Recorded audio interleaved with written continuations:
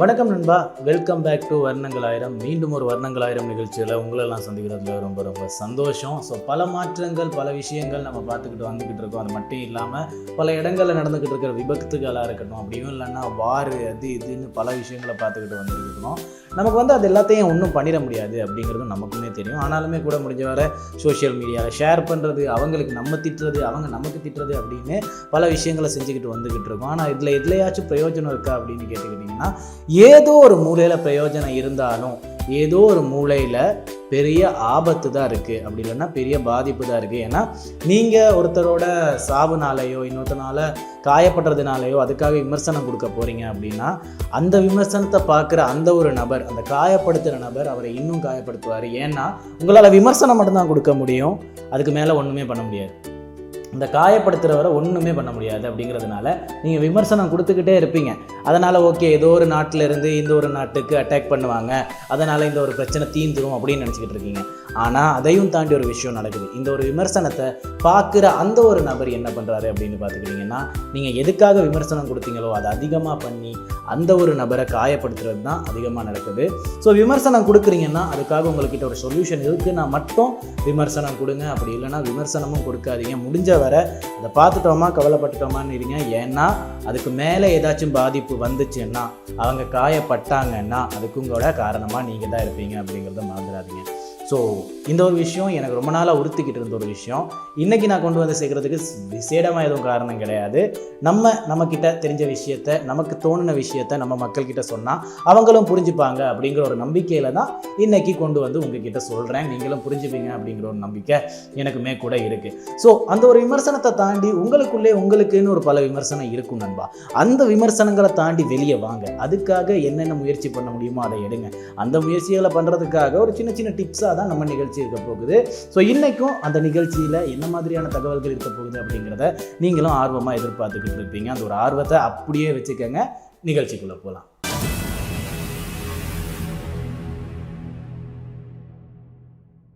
Okay மக்களை, so அப்படி இருக்கும்போது நம்ம நிகழ்ச்சி எப்போவுமே ஒரு 4 பார்ட்டாக கொண்டு போவோம் அப்படின்றது உங்களுக்கு தெரியும். நான் மோஸ்ட்லி க்ராஸ் போட்ட செயின் போட்டிருக்கிறது பல பேருக்கு பல கேள்விகளை உண்டாக்கியிருக்கலாம். அதெல்லாம் ஒன்றுமே கிடையாது. ஸ்டைலாக இருக்கா, பார்க்க நல்லா இருக்கா, ஒருத்தர் அன்பாக நமக்கு கொடுக்குறாங்களா, அதை அன்பாகவே ஏற்றுக்க தான் இருக்குது. இந்த காப்பு அன்பாக கொடுக்கப்பட்டது தான், இந்த செயின் அன்பாக கொடுக்கப்பட்டது தான், சட்டை நானே அன்பாக எனக்காக பண்ணிக்கிட்டது தான். ஸோ அந்த மாதிரி பல விஷயங்கள் இருக்குது. ஸோ உங்களுக்கு அன்பாக இன்னொருத்தர் கொடுக்குறதோ, அப்படி இல்லைன்னா உங்களுக்கு நீங்களே அன்பாக இந்த ஒரு விஷயம் பண்ணனா நீ நல்லா இருப்படா அப்படின்னு தோணி உங்களுக்காக நீங்களே ஏதாச்சும் ஒன்று பண்ணிக்கிட்டாலும் அது நல்ல விஷயம்தான். எவர் எப்படி சொன்னாலும் அது நல்ல விஷயம்தான். ஸோ அது அழகாக இருக்கா இல்லையா அப்படிங்கிறத நீங்கள் தீர்மானிச்சுக்கணும். அப்படிங்கிறதுக்காக தான் இது அழகாக இருக்கும், இது அழகாக இல்லை அப்படிங்கிற ஒரு ஒப்பீனியன் தான் நம்ம கொடுக்குறோம். அதுக்கு மேலே உங்களுக்கு பிடிச்சிருக்கா இல்லையா அப்படிங்கிறது உங்கள் கையில். ஸோ நீங்கள் தான் டிசைட் பண்ணணும் அப்படிங்கிறத ஞாபகம் வச்சுக்கோங்க. ஸோ அதுக்கப்புறமா நம்ம இன்னைக்கு நிகழ்ச்சியில் ஃபஸ்ட்டு ஆரம்பிக்க போகிறது என்ன அப்படின்னு ஒரு பெரிய ஆர்வம் உங்களுக்குள்ளேயும் இருந்தா இருக்கும். என்னவா இருக்கும்? ஃபேஷன். ஸோ எஸ், ஃபேஷனில் இன்றைக்கி சட்டை, பேண்ட்டு, செயின், எக்ஸசரிஸ் இதெல்லாம் தாண்டி ஒரு பர்ஃப்யூம் பற்றி பேச போகிறோம். என்ன சொல்கிறீங்க ப்ரோ, கொண்டு வந்திருக்கீங்களான்னு? இல்லை, நான் என்னோடய பர்ஃப்யூமை கொண்டு வரல. ஏன்னா நான் மோஸ்ட்லி பர்ஃப்யூம் போடுறது கம்மியாக இருக்குது. ஏன் அப்படின்னு பார்த்துக்கிட்டிங்கன்னா, பர்ஃப்யூம் ரொம்ப ட்ரையான பிளேஸ்லையும் அடிக்கக்கூடாது, ரொம்ப வார்மான பிளேஸ்லையும் அடிக்கக்கூடாதுன்றாங்க. நாங்கள் எப்போவுமே வார்மாக இருப்போம், அப்படி இல்லைன்னா எப்போவுமே ட்ரையாக இருப்போம். மோஸ்ட்லி அந்த ஒரு கரெக்டான டெம்பரேச்சரில் இருந்த டைமிங்கே எங்களுக்கு ஞாபகம் இருக்காது.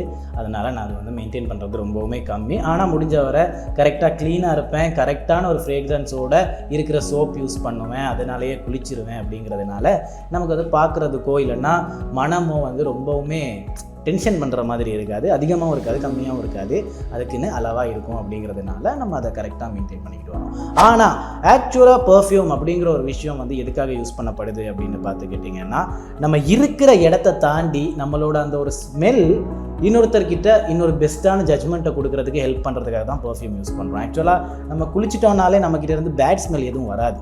ஓகேவா? பேட் ஸ்மெல் வரனாலே ஓகே, இந்த நபர் ஓகேயான ஒரு நபர் தான் அப்படிங்கிற மாதிரி சொல்லலாம். ஆனால் அதையும் தாண்டி இன்னொரு க்யூட்டான நல்ல ஒரு ஸ்மெல் வந்துச்சுன்னா, பார்க்குறதுக்கு ஒரு கொஞ்சம் ஸ்மெல் பண்ணும்போது வாவ் அப்படிங்கிற ஒரு ஃபீல் கொடுக்குற மாதிரி ஒரு ஸ்மெல் வந்துச்சுன்னா, நம்மளோட அந்த ஒரு ஸ்டாண்டர்ட் இன்னும் கொஞ்சம் லைட்டாக பீக் ஆகும் இல்லையா? அந்த ஒரு ஸ்டாண்டர்டுக்காக தான் நம்ம பர்ஃப்யூம் யூஸ் பண்ணுறோம். ஓகேவா? ஆனால் இந்த ஒரு பர்ஃப்யூமை நம்ம கரெக்டாக யூஸ் பண்ணணும் அப்படிங்கிறது தான் ஃபஸ்ட்டு விஷயம். அந்த ஒரு கரெக்டாக யூஸ் பண்ணுறதுனா என்ன அப்படிங்கிறது தான் இன்னொரு ஃபஸ்ட்டு விஷயம். அப்படிங்கிறதுனால நம்ம இன்றைக்கி பெர்ஃப்யூமை எப்படி கரெக்டாக யூஸ் பண்ணுறது அப்படிங்கிறத பற்றி தான் கொஞ்சம் விளக்கமாக பேச போகிறோம். ஏன்னா இது ரொம்ப விளக்கமாக பேசுகிற அளவுக்கு ஒரு பெரிய கண்டென்ட்டும் கிடையாது, நம்ம லைட்டாக தெரிஞ்சுக்கிட்டாலே போதும். ஃபஸ்ட்டு பெர்ஃப்யூம் நீங்கள் வேர்த்து இருக்கும்போது அடிக்காதீங்க, ஓகேவா? ஆல்ரெடி உங்களுக்கு வேர்த்து ஊற்றிக்கிட்டு இருக்கு, அதுலேருந்து லைட்டாக கப்பு வந்துக்கிட்டு இருக்கு, பெர்ஃப்யூம் அடிக்கிறீங்க, அந்த ஒரு வேர்வையோட கலந்த ஒரு ஸ்மெல்லு தான் வெளியே வரும். ஸோ அதை பண்ணாதீங்க. ஸோ முடிஞ்ச வர க்ளீனாக இருக்கிறதுக்கு ஃபஸ்ட்டு குளிச்சிருங்க. குளிக்கிறது தான் ஃபஸ்ட்டு மெத்தடு. குளித்ததுக்கு அப்புறமா ஒரு ஃப்ரேக்ரன்ஸ் யூஸ் பண்ணிக்கலாம், பெர்ஃப்யூம் போட்டுக்கலாம், ஓகேவா? ஸோ குளிச்சுட்டு கரெக்டாக உங்களோட பாடியை ட்ரை பண்ணிக்கணும். அதாவது ட்ரை பண்ணிக்கிறதுனா என்னென்னா கரெக்டாக துவட்டிக்கங்க, ஈரத்தோடே இருந்துடாதீங்க, ஓகேவா? ஈரமாக இருக்காமல் லைட்டாக துவட்டிக்கிட்டு அதுக்கப்புறமா பெர்ஃப்யூம் அடிக்க ஆரம்பிப்போம். ஸோ பெர்ஃப்யூம் அடிக்க ஆரம்பிக்கும் போது உங்களோட பாடியில் எப்போல்லாம் டெம்பரேச்சர் அதிகமாக இருக்குமோ, லைட்டான ஒரு வெட்னஸோடையே இருக்குமோ, அந்தந்த பகுதியில் மட்டும்தான் அடிக்கணும். ஸோ ஆக்சுவலாக உங்களோட கையில் இந்த பகுதி இருக்குது தெரியுமா, இதில் பல்ஸ் அப் டவுன் ஆகிக்கிட்டே இருக்கிறதுனால இந்த ஒரு பகுதி ட்ரையாக இருக்காது. ஆக்சுவலாக இந்த ஒரு பகுதி ட்ரையாகவே இருக்காது. ஏன் அப்படின்னு பார்த்துக்கிட்டிங்கன்னா பல்ஸ் அப் டவுன் ஆகிக்கிட்டே இருக்கும். அதனால் கொஞ்சம் அந்த ஒரு டெம்பரேச்சர் இருந்துக்கிட்டே இருக்கும், மூவ் ஆகிக்கிட்டே இருக்கிறனால.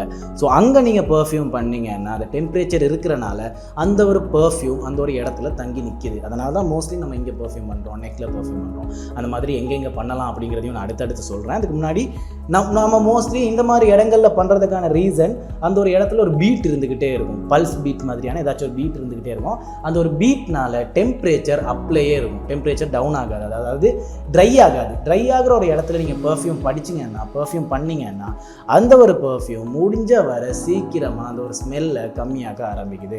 ஸோ அதனால் டெம்பரேச்சர் ஒன்று இருக்கிற இடத்துல இருக்கிற ஸ்பேஸில் மட்டும் நம்ம பெர்ஃப்யூம் பண்ணோம்னா ரொம்ப நேரம் அந்த ஒரு ஃப்ரேக்ரன்ஸ் உங்களோட பாடியில் இருக்கும் அப்படிங்கிறது தான் உண்மை. ஸோ அந்த இடங்கள் என்ன அப்படிங்கிறத நம்ம அடுத்து பார்ப்போமா? ஓகே, அப்படி இருக்கும்போது அதில் ஃபஸ்ட்டு ஸ்பேஸாக இருக்கிறது அஃப்கோர்ஸ் நெக்கில் தான் ஃபஸ்ட்டு நாடி பிடிச்சி பார்க்குறோம். அப்படின்னு இந்த ஒரு பகுதியில் நம்ம நெக்கில் பெர்ஃப்யூம் பண்ணுறது வழக்கமாக இருக்குது. ஏன்னா இங்கே ஒரு பீட் இருந்துக்கிட்டே இருக்கும், நம்மளோட அந்த ஒரு ஹார்ட் பீட்டை ஹார்ட்டில் மட்டும் கையை வச்சு பார்க்க மாட்டாங்க, ப்ரெஷர்ஸ் எங்கெல்லாம் இருக்கும் அப்படிங்கிறத வந்து இங்கேருந்து தான் பார்ப்பாங்க. ஸோ நரம்பு பகுதிகள் எங்கெல்லாம் ப்ரெஷர் அதிகமாக கொடுக்குதோ அந்தந்த இடத்துல தான் நம்ம பார்த்து இந்த நோய் இருக்குது, இந்த வழக்கமாக நீங்கள் எடுத்துக்கங்க, உங்கள் ப்ரெஷர் கம்மியாக இருக்குது, உங்கள் பிபி கம்மியாக இருக்குது, உங்களோட சுகர் கம்மியாக இருக்குது அப்படின்லாம் சொல்கிறதுக்கு அங்கங்கே டச் பண்ணுவாங்க இல்லையா? அதில் ஃபஸ்ட்டு ஸ்பேஸாக இருக்குது இந்த ஸ்பேஸ், நெக்கோட மேல் பகுதி, அப்புறம் கீழ் பகுதி, இந்த ஒரு பகுதி.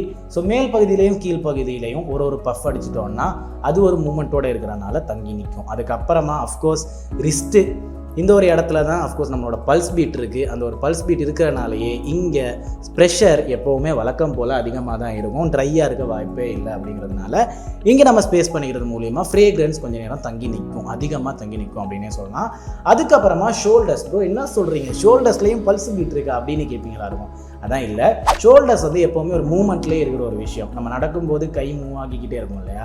அப்படி இல்லைன்னா கையை தூக்கணும், ஏதாச்சும் பண்ணணும்னாலே ஃபஸ்ட்டு மூமெண்ட் எங்கேருந்து க்ரியேட் ஆகுது அப்படின்னு பார்த்துக்கிட்டிங்கன்னா ஷோல்டர்லேருந்து. ஸோ நம்ம சரி ஓகே ப்ரோ, அப்படி பார்த்தா நம்ம பாம்லையும் வச்சுக்கலாமே, உள்ளங்கையிலே வச்சுக்கலாமே. உள்ளங்கையில் அடிச்சிட்டோம்னா நமக்கு ஏதாச்சும் தொடும்போது அதனால வர்ற அந்த ஒரு ஜெர்ம் கூட ஒத்து போகி வேற ஒரு ஸ்மெல் வர்றதுக்கு சான்சஸ் இருக்குது. அதனால் ஷோல்டர்ஸ் இந்த ஒரு ஸ்பேஸை கொடுக்குது. அதுக்கப்புறமா தான் இருக்குது இந்த ஒரு எல்போ இருக்குது, உள்ளே இருக்கிற பகுதி, இங்கேயுமே கூட ஒரு பல்ஸ் பீட் இருக்குது. அதே மாதிரி தான் இங்கே நமக்கு மூவ்மெண்ட் அடிக்கடி இருந்துக்கிட்டே இருக்கும். அதனால் இந்த ஒரு இடம் ட்ரையாக இருக்காது, மோஸ்ட்லி ஒரு டெம்பரேச்சர் ஹையான பொசிஷன்லேயே தான் இருக்குது. அப்படிங்கிறதுனால அந்த ஒரு ஃப்ரேக்ரன்ஸ் தங்கி நிற்கிறதுக்கு இந்த ஸ்பேசஸ் கரெக்டாக இருக்கும். ஸோ நீங்களுமே கூட ஒரு பெர்ஃப்யூம் எடுக்கிறீங்கன்னா ஃபஸ்ட்டு தேடி பார்ப்பீங்க என்ன அப்படின்னு பார்த்துக்கிட்டிங்கன்னா how it is will be long lasting அப்படின்னு தான் கேட்பீங்க. ஏன்னா ரொம்ப நேரம் தங்கி நிற்குமா, எவ்வளோ நேரம் நிற்கும், 12 ஹவர்ஸ் நிற்குமா, 24 ஹவர்ஸ் நிற்குமா, 9 ஹவர்ஸ் நிற்குமா, 6 ஹவர்ஸ் நிற்குமா அப்படின்னு பார்ப்பீங்க. ஆக்சுவலாக அந்த ஒரு ஃப்ரேக்ரன்ஸ் நிற்கிறது அந்த ஒரு ஃப்ரேக்ரன்ஸோட ஸ்மெல்லை மட்டும் கிடையாது, நீங்கள் அந்த ஒரு ஃப்ரேக்ரன்ஸை அந்த ஒரு பெர்ஃப்யூமை எங்கே பஃப் பண்ணுறீங்க, எங்கே அடிக்கிறீங்க அப்படிங்கிறத பொறுத்தும் அதோட ஃப்ரேக்ரன்ஸ் எவ்வளோ நேரம் நிற்கும் அப்படிங்கிறது வழக்கமாக இருக்குது. ஸோ இந்த இடங்களை ஞாபகம் வச்சுக்கோங்க. Wrist, elbow, shoulders, lower neck, upper neck அப்படிங்கிறத ஞாபகம் வச்சுக்கோங்க. இந்த இடங்களில் ப்ரெஷர் அதிகமாக இருக்கிறனால ட்ரையாக இருக்காது, கொஞ்சம் வெட்டாக இருக்கிற மாதிரியான ஒரு ஃபீலை கொடுத்துக்கிட்டு இருக்கோம். அந்த நேரத்தில் நீங்கள் அங்கே பெர்ஃப்யூம் பண்ணிங்கன்னா ஃப்ரேக்ரன்ஸ் ரொம்ப நேரம் தங்கி நிற்கும். ஓகே மகளே, ஸோ இதெல்லாம் தங்கி நிற்கும் அப்படிங்கிறது உங்களுக்குமே தெரிஞ்சிருக்கும். அதனால் ஃப்ரேக்ரன்ஸை கரெக்டான ஒரு இடத்துல ப்ரெஸ் பண்ணுங்கள், பஃப் பண்ணுங்கள். அப்படி இருந்துச்சுன்னா உங்களுக்குமே கூட பர்ஃப்யூம் ரொம்ப நேரம் நிற்கணும், ரொம்ப நேரம் தங்கணும், என்னோடய ஸ்மெல் வந்து எப்போவுமே நல்லாவே இருக்கணும் அப்படின்னு தோணுச்சுன்னா இதை கொஞ்சம் மெயின்டைன் பண்ணிக்கோங்க. அப்போது உங்களுக்குமே கூட ஃப்ரேக்ரன்ஸ் ரொம்ப நேரம் இருக்கிறனால அன்கம்ஃபர்டபுளாகவும் இருக்காது. உங்களோட பக்கத்தில் இருக்கிறவருக்கும் நல்ல ஒரு ஸ்மெல் வரும்போது என்ன மனுஷன் அப்படிங்கிற மாதிரி ஒரு ஃபீல் கொடுக்கலாம். ஸோ நிறைய அட்வர்டைஸ்லாம் பார்த்துருப்பீங்க இல்லையா, அந்த மாதிரி காமெடியான ஒரு ஃபீல் கொடுக்கலாம். ஸோ அதுக்கப்புறமா நம்ம இன்னைக்கு பார்க்க போகிறது ஃபிட்னஸ். வலிமை படம் மாதிரி என்னோடய ஹேர் ஸ்டைல் அடிக்கடி மாறிப்படுறதை உங்களால் பார்க்கக்கூடியதாக இருக்கும். ஏன் அப்படின்னு பார்த்துக்கிட்டிங்கன்னா, அஃப்கோர்ஸுங்க என்னோடய ஹேர் இப்போ என்ன நிலைமையில் இருக்குது அப்படின்னு பார்த்துக்கிட்டிங்கன்னா, கட் பண்ணவும் கூடாது ஆனால் வளர்த்துறணும் அப்படிங்கிற மாதிரியான ஒரு ஸ்டாண்டர்ட் வரும்போது ஒரு ஸ்டாண்ட் வரும். என்ன அப்படின்னு பார்த்துக்கிட்டிங்கன்னா, அந்த ஒரு ஆக்வர்ட் ஸ்டாண்டர்ட் அப்படின்னே சொல்லலாம். அந்த ஒரு ஆக்வர்ட் ஸ்டாண்டர்டில் முடிய நம்மளால் கரெக்டாக ஸ்டைல் பண்ணிக்கவும் முடியாது, கட் பண்ணவும் முடியாது. சரி ஓகே க்ரோ பண்ணலான்னு பார்த்தா கொஞ்சம் ஹிமிங் மெல்ல தான் அவர் க்ரோ ஆகவும் ஸ்டார்ட் ஆகுவார். அப்படிங்கிறதுனால அது ஒரு ஆக்வர்ட் ஸ்டேஜாக இருக்குது. ஸோ முடிஞ்ச வர இந்த ஒரு ஆக்வர்ட் ஸ்டேஜ்லேருந்து தொடர்ந்து நம்ம கரெக்ட் ஆயிரும் அப்படின்னு நினைக்கிறேன். ஸோ ஓகே, அப்படி இருக்கும்போது நம்ம இன்றைக்கி ஃபிட்னஸில் பேச போகிறது அப்போ ஹேர் பற்றி தானா அப்படின்னு கேட்குறீங்க எல்லாருக்கும்.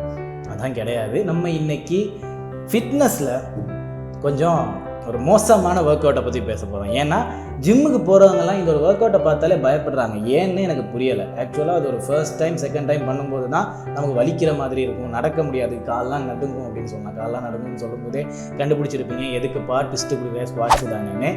ஆனால் ஆக்சுவலாக வந்து இது வந்து மோஸ்ட்லி நம்ம கால் நடுங்கும், வலிக்கும், அப்படி இல்லைனா தூக்கம் வராது, எந்திரிச்சு நடக்க முடியாது, டாய்லெட் கூட போக முடியாது ப்ரோ அப்படின்னு சொல்கிற மாதிரி பல பேர் இருக்காங்க. ஆனால் ஒரு 2 வீக்ஸ் 3 வீக்ஸ் கடந்து வரும்போது இது ஆக்சுவலாக நார்மல் ஆயிரும். ஆனால் இந்த ஒரு ஸ்குவாட்ஸ் பண்ணுறது மூலியமாக எவ்வளவு பெனிஃபிட்ஸ் இருக்குது அப்படின்னு பார்த்துக்கிட்டிங்கன்னா நிறையவே இருக்குது.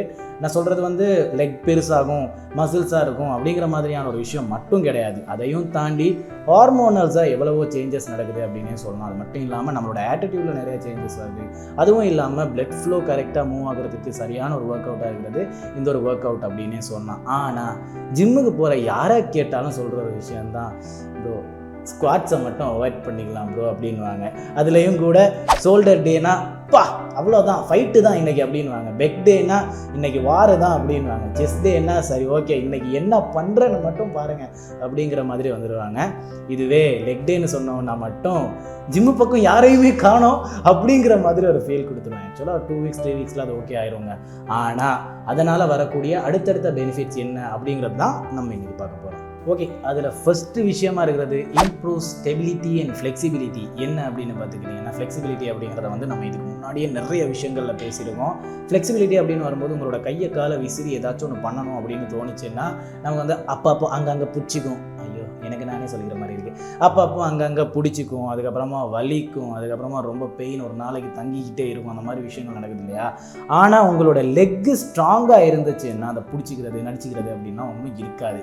ஸ்டெபிலிட்டி அப்படிங்கிறது எதனால் வருது அப்படின்னு பார்த்துக்கிட்டிங்கன்னா, உங்கள் லெக்கு ஸ்ட்ராங்காக இருந்துச்சுன்னா நீங்கள் எங்கே போனாலும் எங்கே நின்னாலும் ஸ்டேபிளாக இருக்கலாம், கரெக்டாக நிற்கலாம். அப்படிங்கிறதே ஃபஸ்ட்டு உங்களோட லெக்கு தெரிஞ்சுக்கணும். உங்களுக்கு வந்து எந்த ஒரு வெயிட் கொடுத்தாலும் சரி, எந்த ஒரு ப்ரெஷர் கொடுத்தாலும் சரி, எந்த பக்கமாக உங்களை தள்ளி விட்டாலும் சரி, நீங்கள் நிற்பீங்க அப்படிங்கிற மாதிரியான ஒரு விஷயத்துக்கு உங்களோட லெக்கு ட்ரெயினாக இருந்துச்சுன்னா அதுக்கு மேலே ஸ்டேபிளாக நிற்கவே முடியாது அப்படின்னு சொல்லலாம். ஸ்டேபிளாக நிற்கலாம் அப்படின்னே சொல்லலாம். ஏன்னா லெக்கு தான் ஃபஸ்ட்டு டேபிளுக்கான ஃபஸ்ட்டு விஷயமா இருக்குது. சொந்த காலில் நிற்கணும் ப்ரோ, ஓகேவா? அப்புறமா நம்மளோட கேலரி பேர்ன் பண்ணுறது அப்படிங்கிற ஒரு விஷயம் இருக்குது இல்லையா? நம்ம எப்போவும் சொல்கிறது தான் கேலரிஸ் கரெக்டாக சாப்பிடணும், கம்மி பண்ணிக்கணும் அப்படிங்கிறது. ஸோ நம்ம எவ்வளவுக்கு நம்ம முடிஞ்ச வர நம்மளோட லெக்குக்காக ஒர்க் அவுட் பண்ணுறோமோ அவ்வளவுக்கு இந்த ஒரு கேலரிஸ் பேர்ன் ஆகுறது சீக்கிரமாக நடக்கும். ஏன்னா நம்மளோட லெக்ஸுக்கு விளையாடும் போது அஃப்கோர்ஸ் எல்லாருக்குமே தெரியும், கால் நடுங்குது, கை நடுங்குது, உடம்புலாம் நடுங்குது. அப்படி நடுங்கும் போது மட்டும் கிடையாது, உங்களோட மூமெண்ட்ஸ் ரொம்பவுமே ஃபாஸ்ட்டாக இருக்குது, ரொம்பவுமே கஷ்டமாக இருக்குது. நீங்கள் முடிஞ்ச வர உங்களோட அந்த ஒரு பாடிக்கு கொடுக்குற ப்ரெஷர் அதிகமாக இருக்கிறது நீங்கள் லெக் டே போடும்போது தான், ஸ்குவாட்ஸ் பண்ணும்போது தான். அப்படி நீங்கள் ஸ்குவாட்ஸ் பண்ணும்போது உங்களோட கேலரிஸ் முடிஞ்ச வர சீக்கிரமாக பேர்ன் ஆகுது. ரீசன், உங்களோட ப்ரெஷர் அதிகமான ஒரே ஒரு ஒர்க் அவுட்டுனா அந்த ஒரு ஸ்குவாட்ஸு தான். செஸ்ட்டுக்கு, ஷோல்டருக்கு, பேக்குக்கு நீங்கள் ஒர்க் அவுட் பண்ணுறதை விட ஸ்குவாட்ஸுக்கு ஒர்க் அவுட் பண்ணும்போது உங்களோட கேலரி சீக்கிரமாக பேர்ன் ஆக ஆரம்பிக்குது. ஸோ அதுக்கப்புறமா பாஸ்டரை இம்ப்ரூவ் பண்ணுது. நம்ம ஃபஸ்ட்டு ஆரம்ப கட்டங்கள்லேயே பேசின ஒரு விஷயம் தான் பாஸ்டர் எவ்வளவு இம்பார்ட்டண்ட் அப்படிங்கிற ஒரு விஷயம். ஸோ பாஸ்டரை கரெக்டாக மெயின்டைன் பண்ணிக்கிறதுக்கு அஃப்கோர்ஸ் உங்களோட லெக்கு ஸ்டேபிளாக இருக்கணும். கரெக்டாக நீங்கள் நின்னா தான் கரெக்டாக உங்களால் ஸ்ட்ரைட்டாக இருக்க முடியும், செஸ்ட்டை நிமித்த முடியும், பேக் ஸ்ட்ரைட்டாக இருக்கும்.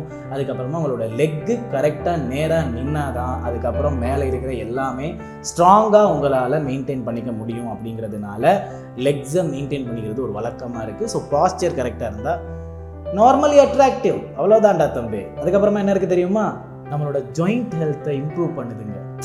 ஜாயிண்ட் ஹெல்த்னா என்ன அப்படின்னு நிறைய பேர் ரொம்பவுமே ஒரு கியூரியாசிட்டியில் இருக்கீங்களா இருக்கும். ஜாயிண்ட் ஹெல்த் அப்படின்னு சொல்கிறது வந்து ரொம்பவுமே முக்கியமான ஒரு விஷயம். ஏன்னா இதுக்கு முன்னாடியே கொலாஜன் பற்றி பேசும்போது நான் சொல்லியிருந்த ஒரு விஷயம் தான், நம்மளோட ஜாயிண்ட் ஹெல்த் கரெக்டாக மெயின்டைன் ஆகலைன்னா நமக்கு ஜாயிண்ட் பெயின் வரும்போது ரொம்பவுமே கஷ்டமாக இருக்கும். அது காலங்கள் கடந்து போகும்போது ரொம்ப வீக் ஆயிடுச்சுன்னா அதுக்கப்புறமா உங்களால் எதுவுமே பண்ண முடியாது. எந்திரிச்சு நிற்கிறதுக்குமே கூட ரொம்பவுமே கஷ்டமாக இருக்கும்.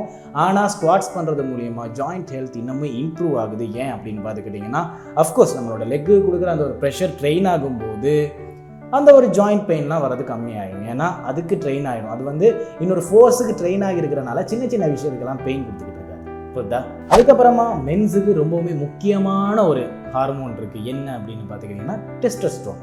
அந்த ஒரு டெஸ்டோஸ்டெரோன் கரெக்டாக இருக்கணும்னா நீங்கள் ஸ்குவாட்ஸ் ப்ளே பண்ணி தான் ஆகணும். ஸ்குவாட்ஸ் எவ்வளவுக்கு எவ்வளவு நீங்கள் ஒர்க் பண்ணுறீங்களோ, அதுக்கு எவ்வளவுக்கு எவ்வளவு ப்ரெஷர் கொடுக்குறீங்களோ, ஏற்ற மாதிரி ஒர்க் அவுட் பண்ணிக்கிட்டு வரீங்களோ, கன்சிஸ்டண்ட்டாக இருக்கீங்களோ, அந்தளவுக்கு டெஸ்டோஸ்டெரோன்ஸ் பூஸ்ட் ஆகுது. அதுக்காக நீங்கள் பில்ஸ் எடுத்துக்கிறது, அதுக்காக சப்ளிமெண்ட்ஸ் எடுத்துக்கிறது, அதுக்காக சாப்பிட்றதுன்னு இருக்காமல் கொஞ்சம் ஸ்குவாட்ஸில் ஃபோக்கஸ் பண்ணிங்கனாலே டெஸ்டோஸ்டெரோன் கரெக்டாக பூஸ்ட் ஆகிடும். ரொம்பலாம் இல்லை, லைட்டாக நீங்கள் ஸ்குவாட்ஸ் மெயின்டைன் பண்ணிக்கிட்டாலே டெஸ்டோஸ்டெரோன் கரெக்டாக தான் இருக்கும். ஓகே, அப்புறமா பிளட் சர்க்குலேஷன் கரெக்டாக இருக்கும். அதுக்கப்புறமா டைஜஷன் கரெக்டாகவே இருக்கும். பிளட் சர்க்குலேஷன் கரெக்டாக இருக்குன்னா டைஜஷன் எப்படியுமே கரெக்டாக இருக்கும். பிளட் சர்க்குலேஷன் கரெக்டாக இருக்கிறனால தான் உங்களோட மூமெண்ட்ஸ் எல்லாமே முடிஞ்ச வர ஃப்ளெக்சிபிளாகவும் இருக்குது அப்படிங்கிறது தான் உண்மை. அது மட்டும் இல்லை, உங்களோட ஸ்லீப் சைக்கிள் கரெக்டாக இருக்கிறதுக்கு உங்களோட பிளட் சர்க்குலேஷன் கரெக்டாக இருக்கணும். அது மட்டும் இல்லாமல் டைஜஷன் கரெக்டாக இருந்தால் தான் நாளார்ந்த வாழ்க்கையில் எவ்வளவுக்கு எவ்வளவு நீங்கள் டயர்ட் ஆகாமல் வேலை பார்க்கலாம், அப்படி இல்லைன்னா அன்கம்ஃபர்டபுள் ஆகாமல் நீங்கள் உங்களோட ஒர்க்கை கொண்டு போகலாம் அப்படிங்கிறது புரியும். ஸோ முடிஞ்ச வர பிளட் சர்க்குலேஷனையும் டைஜஷனையும் கூட கண்ட்ரோலாக வச்சுக்கிறதுக்கு ஸ்குவாட்ஸ் மிஸ் பண்ணாதீங்க, லெக் டே மிஸ் பண்ணாதீங்க அப்படிங்கிறதையும் ஞாபகப்படுத்திட்டு ஆட்டிடியூட் போயிடலாமா? ஓகே மக்களை, அப்படி இருக்கும்போது நம்ம போன வாரம் டோபமைன் பற்றி பேசியிருந்தோம். அதுலேருந்து தான் இன்றைக்கி ஆட்டிடியூட் பக்கம் நம்ம கொண்டு வர போகிறோம். என்ன அப்படின்னு பார்த்துக்கிட்டிங்கன்னா, டோபமைன் உங்களுக்கு இப்போது கிராஷ் ஆயிடுச்சு. பேஸ்லைன் டோபமைன்னு ஒன்று இல்லை அப்படிங்கிற மாதிரி ஒரு நிலைமையில் இருக்கும்போது டயர்டு, டிப்ரெஷனு, ட்ராமா, ஆன்சைட்டி, இதுக்கெல்லாம் என்ன மீனிங்னே கண்டுபிடிக்கிறது ரொம்ப கஷ்டமாக இருக்குது. ஸோ அதெல்லாம் இருக்குதா இருக்கும். ஸோ அப்படி இருக்கிற உங்களை எப்படி நம்ம திருப்பி தேர்த்தி எடுக்கிறது அப்படிங்கிறது தான் ஒரு பிளான். நம்ம ஒரு 4 நாள் வச்சுக்கலாம். ஆக்சுவலாக இது 7 நாள் பண்ணணும், 4 நாள் வச்சுக்கலாம். இந்த 4 நாள் இந்த ஒரு விஷயத்தை மெயின்டைன் பண்ணிக்கிட்டு வாங்க அப்படிங்கிற மாதிரியான ஒரு பிளான் தான் கொடுக்க போகிறேன். அந்த ஒரு பிளான் என்ன அப்படின்னு பார்த்துக்கிட்டிங்கன்னா, ஃபஸ்ட்டு அந்த ஒரு 4 நாள் உங்களை போர் அடிச்சுக்கிறதுக்காக யூஸ் பண்ணுங்கள். ஃபோன் பார்க்காதீங்க, கேம் விளையாடாதீங்க, கிரிக்கெட் எதுவும் விளையாடாதீங்க, வெளியவே போகாதீங்க, வீட்டுக்குள்ளேயே வேணாலும் இருங்க. ஒர்க் பண்ணுறதுனா கூட கம்மியாக ஒர்க் பண்ணுங்கள், பரவாயில்ல, கொஞ்சம் போர் அடிக்கணும் அப்படிங்கிற மாதிரி ஒர்க் பண்ணுங்கள். யூடியூப், டிவி இது எல்லாமே பார்க்காதீங்க, ரீல்ஸ் அவாய்டே பண்ணிடுங்க. அப்படிங்கிற மாதிரி எல்லாத்தையுமே அவாய்ட் பண்ணிட்டு ஒரு 4 நாள் உங்களோட வாழ்க்கையை வெறுத்துருச்சு அப்படிங்கிற மாதிரி ஒரு ஃபீலை கொடுங்க, போர் அடிக்க வைங்க. அதுக்கப்புறமா நீங்கள் 5ஆவது நாள் இந்த ஒரு விஷயத்தை பண்ணும்போது உங்களோட எக்ஸைட்மெண்ட் லெவல் கொஞ்சம் அப்பாகி இருக்கும். அப்படிங்கிறதுனால உங்களோட பேஸ்லைன் டோபமைன் பேலன்ஸ் ஆகிறதுக்கு ஃபஸ்ட்டு ஒர்க்காக இருக்கும். அடுத்ததான் என்ன பண்ணணும் அப்படின்னு பார்த்துக்கிட்டிங்கன்னா, அதுக்கப்புறமா கண்டிப்பாக கோல்டு வாட்டரில் அப்பப்போ ஒரு குளியலை போடுங்க. அப்படி இல்லையா வார்ம் வாட்டரில் டெய்லி குளிங்க. முடிஞ்ச வரை இந்த ஒரு ஹாட் வாட்டர் பாத் அப்படிங்கிறதே அவாய்ட் பண்ணிடுங்க. ஏன்னா உங்களோட ஸ்கின் எவ்வளவுக்கு எவ்வளவு கம்ஃபர்டபுளாக இருக்கோ அவ்வளவுக்கு அவ்வளவு உங்களோட உள்ளே இருக்கிற அந்த ஒரு டோபமைனுமே கூட கம்ஃபர்டபுளாக இருக்கும். இந்த ஒரு கோல்ட் பாத் மூலியமாக எவ்வளவுக்கு எவ்வளவோ கம்ஃபர்டபுள் பண்ண முடியும். ஆனால் அதை விட வார்ம் வாட்டரில் நீங்கள் டெய்லி ஒர்க் அவுட் பண்ணிங்கன்னா, அப்படி இல்லைன்னா பாத் பண்ணிங்கனாலே அந்த ஒரு கோல்ட் வாட்டருக்கான செலவு மிச்சம். அப்படிங்கிறதுனால வார்ம் வாட்டர், அதாவது பச்சை தண்ணியில் குளிங்க, அதுவுமே கூட ஹெல்ப்ஃபுல்லாக இருக்கும். அதுக்கப்புறமா கெஃபைன், ஒரு சாப்பாடு மூலியமாக டோபமைனை கிரியேட் பண்ண முடியும் அப்படின்னா கெஃபைன் தான். கெஃபைன் எங்கேருந்து வருது அப்படின்னு கேட்குறீங்கன்னா, காஃபி. அப்பப்போ ஒரு காஃபி, டெய்லி கிடையாது, 1 டே ஆஃப்டர் 1 டே காஃபி குடிங்க. அந்த ஒரு 4 நாளைக்கு காஃபி குடிங்க அப்படிங்கிறது தான் கரெக்டான ஒரு டோபமைனாக இருக்கும். அது பூஸ்ட் பண்ணாது, உடனேலாம் பூஸ்ட் பண்ணிடாது, ஒரு அளவுக்கு பூஸ்ட் பண்ணி அப்படியே ஒரு 2% பூஸ்ட் பண்ணி கொண்டு வந்து பேஸ் லைனில் நம்ம பேலன்ஸாக வச்சுக்கிறதுக்கு ஹெல்ப்ஃபுல்லாக இருக்கும்.